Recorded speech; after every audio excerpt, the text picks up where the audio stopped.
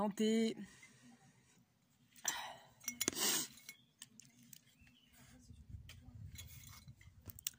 Ok, aujourd'hui je vais pas parler des privilèges des petits bourgeois qui sont à la campagne pendant la période de confinement. On va parler du privilège masculin avec la moustache.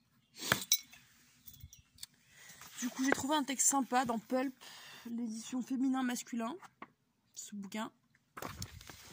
C'est sur la moustache, un symbole à poil dur. Je vais vous relire ça parce que la perf que je voulais faire de base n'est pas du tout faisable en live.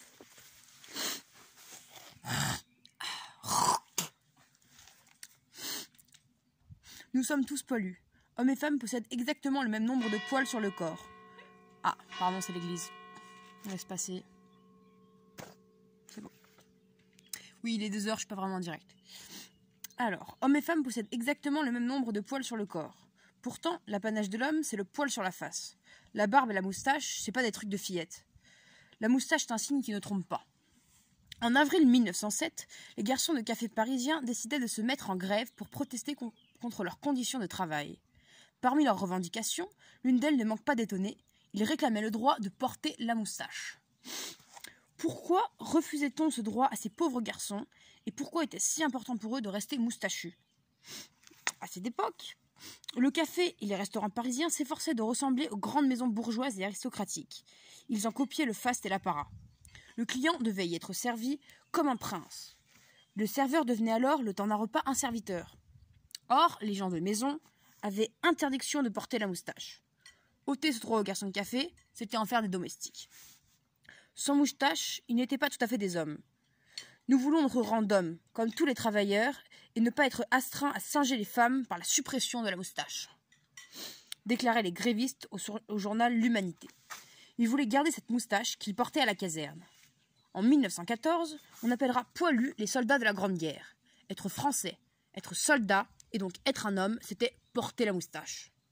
De fait, du soldat au dandy, la moustache a longtemps été l'attribut masculin par excellence, celui de la virilité et de la séduction. Les faces lisses et glabres, paraissaient douteuses parce que trop féminines. Pourtant, au fil du temps, ce petit appendice pileux avait fini par s'effacer du visage des hommes au XXe siècle. Mais on ne rase pas une moustache si facilement. Régulièrement, elle repousse. On la retrouve là où on ne l'attendait pas. Ainsi, la moustache revient en force vers la fin...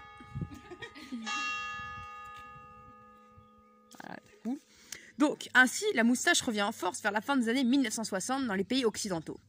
En cette période de contestation, elle devient symbole de liberté.